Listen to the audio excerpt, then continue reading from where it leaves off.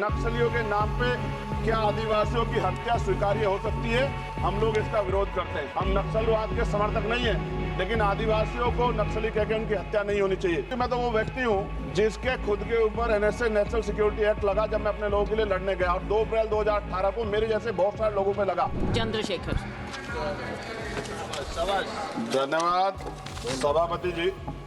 नियम 193 के अधीन वामपंथी उग्रवाद पे हम लोग चर्चा कर रहे हैं, और क्योंकि ये बड़ा संवेदनशील विषय है तो बहुत कम समय में बड़ी गंभीरता से मैं अपनी बात को रखूंगा। सभापति जी, हम लोग फूले, साहू, अंबेडकर को मानने वाले लोग, हम लोग संविधान को मानते हैं, संविधान के आधार पर चलते हैं। हम लोग बंदूक को सही नहीं मानते, और बंदूक का रास्ता सही भी नहीं, क्योंकि अगर कमजोर कभी बंदूक उठाएगा तो उसको कुचलना, उसको मारना आसान हो जाएगा, नक्सली या और तमाम तरह के आरोप लगा के।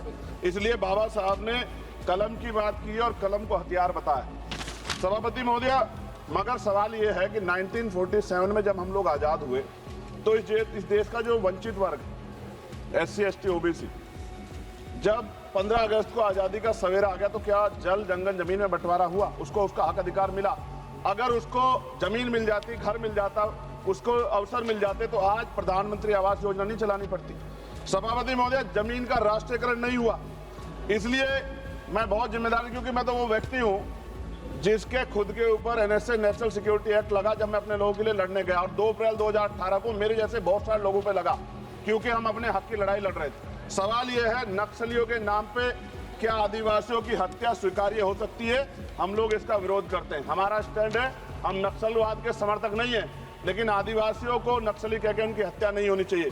सभापति महोदय, देश की 1/4 आबादी SC, ST, 25% से ज्यादा बड़े समाज के साथ जब जुल्म जाति, अन्य अत्याचार होता है, उनकी हत्याएं होती है, उनकी बहनों का रेप होता है, उनको मारा जाता है, जलाया जाता है, उनके घरों को फूका जाता है, तब इस सदन में चर्चा क्यों नहीं होती? ये सदन क्यों नहीं सुनना चाहता? SC, ST, OBC के अन्याय की आवाज क्यों नहीं सुनना चाहता? कितनी चर्चाएं होती हैं। आज हालात कितने सारे अलग अलग हैं, लेकिन चर्चा इतने बड़े 25% समाज पे क्यों नहीं होती? 52% OBC पे क्यों नहीं होती? सभापति महोदय, मैं तो मानता हूं, कुछ लोग फॉर्मेलिटी के लिए कहते हैं, अगर मैं आना होता मैं तो चर्चा के लिए चिल्लाता हूं कितनी बार, वरना तो SC, ST के लिए कोई चिल्लाता भी नहीं है। ये तो रिप्रेजेंटेशन है संविधान में। ये ना होता हमारे घरों में, हमारी गलियों में कोई वोट मांगने नहीं जाता। हम जानते हैं कि जाति व्यवस्था कितनी बदली है।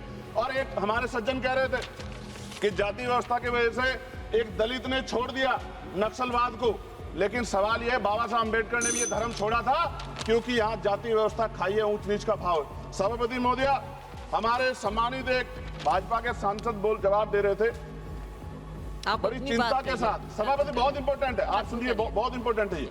वो ये कह रहे थे, जवाब देते कि उन्होंने कुछ ब्राह्मण्स के नाम लिए और कहा कि भाई ये इनके मालिक हैं, इनके यहाँ लेबर तो SC, ST है, ये विचारधारा पर आधारित है। तो क्या कहना चाहते थे कि इस देश को तोड़ने की मूवमेंट कौन चला रहा है? जवाब दे। वो बड़ी बात ये है, उन्होंने एक ट्वीट किया 2 दिन पहले, मैं चाहता था मैं उनको जवाब दूं। उन्होंने आरक्षण को कोसने का काम किया। ये भाजपा की सोच है, जवाब देना चाहिए भारतीय जनता पार्टी को। सभापति महोदय, मैं 1000 से ज्यादा जवानों की जान गई है 2010 से लेकर 23 तक। CRPF के जवान संसद की सुरक्षा करते हैं, बॉर्डर की सुरक्षा करते हैं। अभी असिस्टेंट कमांडेंट अजय मलिक की उसका पैर उड़ गया, उनको प्रमोशन नहीं मिल रहा है। सुप्रीम कोर्ट उनके फेवर में थी, सरकार रिव्यू पिटीशन में गई, फिर उनके फेवर में थी। खत्म करूंगा 30 सेकंड में। सभापति महोदय, फिर भी बिल आ गया। मैं ये पूछना चाहता हूं, क्या एक CRPF, BSF जो CAPF के हमारे जवान है, क्या उनकी शहादत नहीं है? क्या उनको जो है शहीद का दर्जा नहीं मिलना चाहिए? उनको पुरानी पेंशन का लाभ नहीं मिलना चाहिए? उनको सभापति सुविधाएं नहीं मिलनी चाहिए? सम्मान नहीं मिलना चाहिए? और अंत में सभापति महोदय, इस देश में जवान शहीद होता है, उसको शहीद का दर्जा मिले, उसको सम्मान भी, लेकिन देश की सुरक्षा करते हैं। हम तो सम्मान करते सेना का। सीवर में सफाई कर्मचारी मरता है, इतने आगे बढ़े हम लोग, उसके बच्चों को भी अपना पेट पालने के लिए कई तरह की मुसीबत गुजरना पड़ता है, कोई नहीं सोचता। सच ये है, इस देश में दलित आदिवासी आज भी गुलामी की जिंदगी जी रहे। सरकार उनके लिए कुछ सोचना नहीं चाहती। सरकार नहीं सोचेगी तो फिर से किसी विवाद का जन्म हो जाएगा। इसका, इस अन्याय का, ये जो कठोर अन्याय है, जो सदियों की हिंसा पे आधारित, सदियों के भेदभाव पे आधारित है, इसका जवाब सदन को देना पड़ेगा। सभापति महोदय, नेपाल में नई सरकार बनी, उन्होंने कहा हम दलितों से सार्वजनिक रूप से माफी मांगेंगे। कि जो हमने उनके साथ अन्याय किया, ये सदन कब उनसे माफी मांगा जिनके साथ हजारों साल अन्याय हुआ और आज भी उनको रोटी कपड़ा मकान के लिए अन्याय लड़ना पड़ता है। धन्यवाद सभापति महोदय। जय भीम, जय भारत। प्रभातखबर.com, विश्वास वही, रफ्तार नहीं।